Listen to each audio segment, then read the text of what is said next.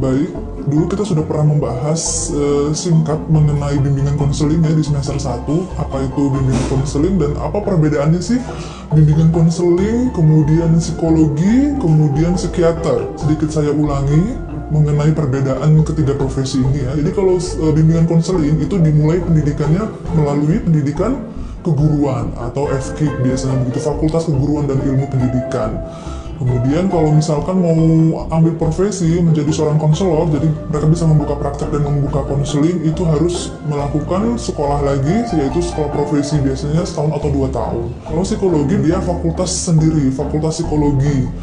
Jadi mereka memang S1-nya mengambil jurusan psikologi, kemudian untuk bisa membuka praktek atau membuka alat tes, berarti mereka harus melakukan lagi yang namanya sekolah profesi, itu biasanya setahun atau 2 tahun. Berbeda dengan bimbingan konseling. Kalau bimbingan konseling hanya bisa melakukan bimbingan, kemudian melakukan konseling di sekolah, tetapi tidak boleh melakukan tes. Sementara kalau psikologi bisa melakukan bimbingan, bisa melakukan konseling, bisa melakukan terapi, dan bisa melakukan tes. Untuk perbedaannya dengan psikiater, kalau psikiater itu awalnya mengambil jurusan kedokteran.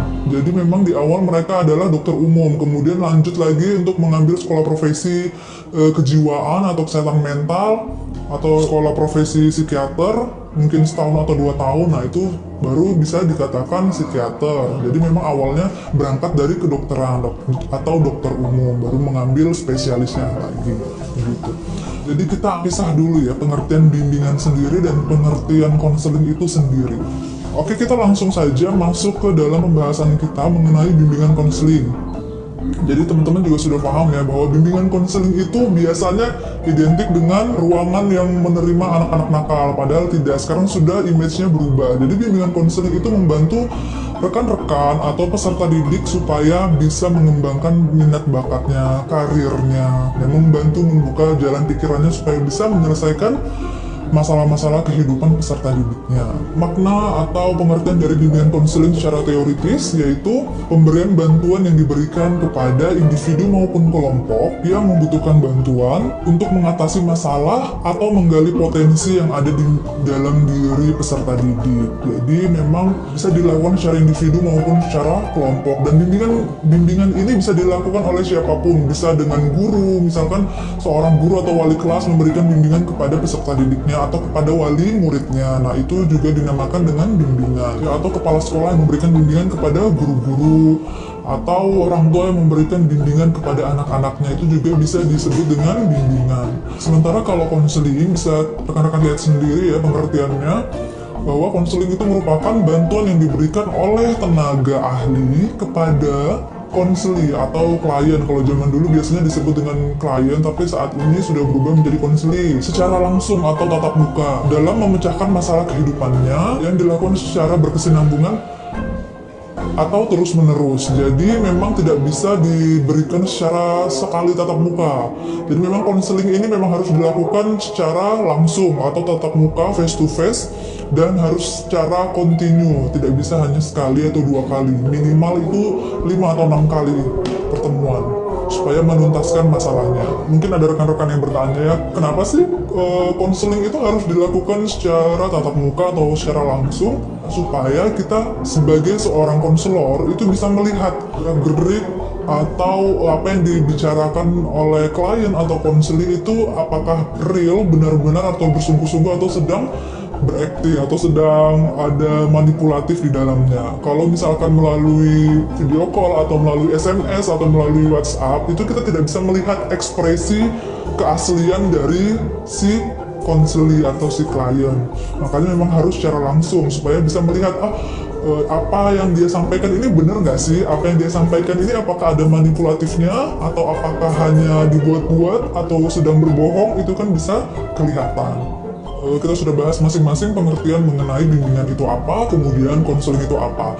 Lalu bisa kita tarik kesimpulannya. Jadi pengertian kalau digabungkan bimbingan dan konseling itu apa? Jadi bisa kita lihat secara teori, bimbingan dan konseling adalah bantuan yang diberikan oleh tenaga ahli atau konselor kepada konseli atau klien atau peserta didik atau siswa dengan cara tatap muka, baik secara individu maupun kelompok, untuk mengatasi permasalahan yang sedang dialami dengan cara sistematis dan terus-menerus.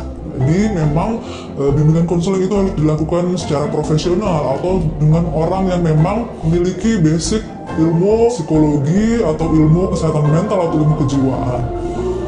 Tapi kalau bimbingan itu bisa dilakukan oleh siapa saja. Ya, bimbingan bisa nanti bimbingan skripsi, bimbingan mata kuliah atau bimbingan wali murid. Jadi bimbingan bisa dilakukan secara umum, sementara kalau konseling itu harus secara profesional. Jadi kalau bimbingan konseling harus dilakukan secara profesional dan sistematis dan secara terus-menerus, tidak bisa hanya sekali atau 2 kali, minimal harus 6 kali pertemuan. Nah kemudian tujuan dari bimbingan konseling itu apa sih? Kenapa sih harus ada bimbingan konseling? Di setiap sekolah, apalagi ya di SMP atau SMA itu harus diwajibkan ada guru bimbingan konseling atau biasa disebut dengan guru BK. Dan sekarang saat ini bimbingan konseling juga sudah mulai masuk di ranah SD dan TK atau PAUD. Jadi memang lebih baik kalau ada guru BK-nya di dalam sekolah tersebut. Sehingga tujuannya itu untuk apa sih?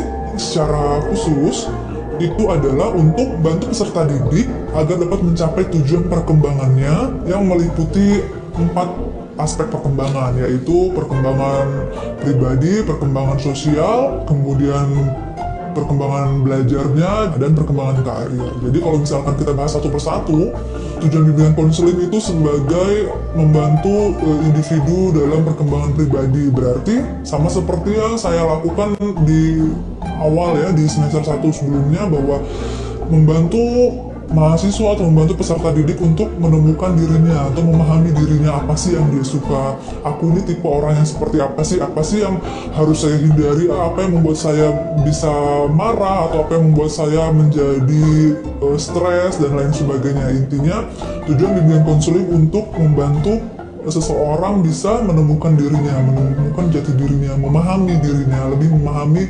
kemampuan-kemampuan yang ada di dalam diri kita. Kemudian kalau dari sisi sosial, berarti bimbingan konseling tujuannya untuk membantu individu atau pribadi bisa lebih memahami orang lain. Dari sisi sosial itu kita bisa memperbaiki cara kita menyesuaikan diri di mana kita berada, di lingkungan baru atau dimanapun ya kita sedang berada. Kemudian kalau dari sisi belajar, sudah pasti ya tujuan bimbingan konseling supaya bisa menemukan gaya belajar yang tepat untuk kita, atau supaya memotivasi kita untuk giat belajar lagi. Jadi bimbingan konseling harus bisa memotivasi peserta didik bisa lebih semangat dalam belajar di sekolah. Kemudian dari sisi karir, nah kalau di sekolah-sekolah itu kenapa harus ada bimbingan konseling? Jadi ini sangat penting untuk menentukan karir mereka. Oh, cocoknya anak ini punya bakat di sini, atau pada saat sudah selesai sekolah, misalkan di SMA, kebingungan nih biasanya anak SMA itu memilih apakah dia harus kuliah atau langsung bekerja. Kalau misalkan mau kuliah, bagaimana caranya? Apa jurusan yang mau dia ambil? Nah itu adalah peran besar dari guru BK di sekolah untuk bisa mengarahkan peserta didiknya mengambil jurusan-jurusan apa yang memang tepat untuk dia. Bisa dibantu juga bagaimana cara daftarnya dan lain sebagainya. Itu juga merupakan salah satu tugas guru BK di sekolah. Jadi bisa mengembangkan karir peserta didiknya. Selanjutnya mengenai fungsi dari bimbingan konseling. Jadi fungsinya itu ada 6. Yang pertama adalah fungsi pemahaman. Saya kasih contohnya aja ya. Misalkan ada anak yang mau belajar sepeda. Kalau misalkan kita menggunakan ilmu bimbingan konseling, berarti kalau kita lihat yang pertama, itu fungsinya untuk pemahaman. Jadi sebelum belajar sepeda, kita harus kasih pemahaman dulu nih ke anak, sepeda itu fungsi pedalnya untuk apa, fungsi setirnya ini untuk apa, cara duduknya itu seperti apa. Nah itu harus kita pahami dulu. Jadi di situ fungsi pemahaman adalah untuk membuat seseorang bisa memahami dirinya, atau bisa memahami masalahnya. Punya masalah itu sebenarnya sudah masalah yang berbuntut panjang, bukan dari akarnya. Maka dari itu fungsi pemahaman ini sangat penting untuk menemukan akar permasalahan dari masalah yang ada, dasarnya itu apa, masalah yang sebenarnya itu apa. Kemudian yang selanjutnya, fungsi dari pencegahan.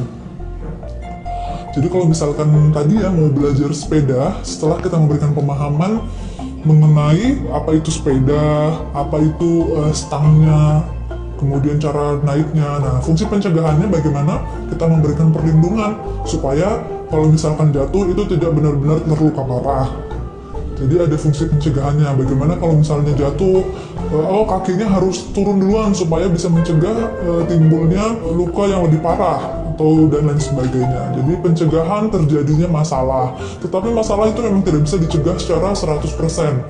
Seseorang manusia itu memang membutuhkan masalah di dalam hidupnya untuk belajar. Maka dari itu sesekali fungsi pencegahan ini dilakukan untuk orang-orang yang misalkan kecanduan narkoba. Nah, itu di situ kita bisa memberikan pemahaman dulu dampaknya dari narkoba untuk orang-orang yang belum terkena narkoba. Kemudian pencegahannya supaya mereka tidak terjerumus ke dalam narkoba. Kemudian berikutnya fungsi pengentasan. Pengentasan ini adalah penyelesaian masalah. Jadi kalau misalkan dia ada masalah, kita harus bisa menyelesaikan di tahap ketiga. Jadi tidak langsung menyelesaikan ya. Fungsi BK itu pada saat bertemu langsung diselesaikan masalahnya, tidak. Itu ada tahapnya. Kemudian yang berikutnya fungsi dan penyembuhan. Jadi setelah dilakukan yang namanya pengentasan masalah, sudah ketahuan nih, oh ternyata dia berapa persen gitu ya zat adiktifnya yang ada di dalam tubuhnya. Kemudian penyembuhannya, yaitu tadi bisa dilakukan terapi-terapi, kemudian merubah lingkungan yang ada di sekitarnya. Itu juga sangat penting ya, tarik dia dari lingkungan yang memang membawa dia dari kecanduan narkoba. Setelah melakukan penyembuhan, dilakukanlah proses pemeliharaan. Jadi jangan sampai setelah mereka itu sudah mulai berkurang ya zat adiktif yang ada di dalam dirinya, jangan sampai dia akhirnya terulang lagi, pakai banyak lagi, tidak ya. Di situ kita bisa memberikan sugesti atau terapi-terapi sugesti untuk bisa mengurangi candu ini untuk tidak kembali lagi ke masa lalunya, untuk tidak kembali lagi mengulangi kesalahan yang sama. Harus ada yang namanya pemeliharaan. Jadi tidak bisa, makanya tidak bisa sekali pertemuan. Jadi konseling itu memang harus beberapa kali pertemuan. Setelah dirasa permasalahan ini sudah mulai sembuh ya, luka batinnya sudah sembuh, itu harus dirawat, dijaga supaya tidak timbul lagi salah yang sama. Harapannya sih begitu ya. Kemudian yang terakhir adalah pengembangan. Yang di sini setelah masalah-masalah yang ada itu sudah tuntas, sudah terselesaikan dengan baik, nah di situ mulailah kita mengembangkan diri si konseli atau si klien. Bagaimana caranya supaya si klien ini benar-benar move on dengan aktivitas-aktivitas yang positif. Jadi kita berikan kegiatan-kegiatan yang memang positif atau menggali kemampuan-kemampuan yang ada di dalam dirinya. Misalkan kita bisa memberikan kegiatan-kegiatan olahraga atau skill-skill baru apa yang menjadi hobi atau minatnya. Misalkan dia suka dengan hal-hal yang berbau teknologi, ya bisa kita berikan dia kegiatan-kegiatan atau pelatihan-pelatihan secara digital atau teknologi, intinya bisa mengembangkan dirinya. Untuk hari ini pembahasannya sampai di sini dulu. Saya minta rekan-rekan bisa mencari kasus atau masalah yang ada di sekitar rekan-rekan, kemudian dicocokkan dengan tahapan-tahapan tadi, ada 6 tahapan tadi ya. Pemahamannya, kemudian pencegahan, sampai dengan pengembangan tadi. Nanti bisa kalian kumpulkan melalui Google Classroom, baik itu berupa ditulis tangan maupun diketik melalui Microsoft Word, itu juga boleh, silahkan. Waktunya sampai minggu depan kita pertemuan selanjutnya. Saya harap semua sudah mengumpulkan di Google Classroom. Oke, terima kasih. Saya akhiri pertemuan ini, sampai bertemu di pertemuan minggu depan. Terima kasih. Assalamualaikum warahmatullahi wabarakatuh.